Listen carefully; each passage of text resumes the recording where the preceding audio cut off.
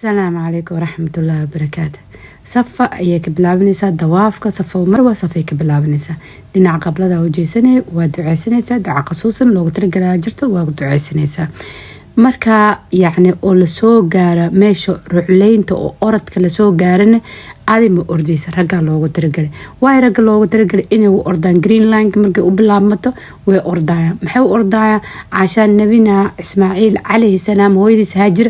markii biyaha u raadinayso markii orda safa tagtay marway safka bilaad orodka waxay ku tagtay marway ku tagtay hadana marway ka soo bilaad ma fahmaysa intaas يعني waxa loogu talagalay ragga calaashaan ismaaciil darteed ugu orday ma isla ordan lahayn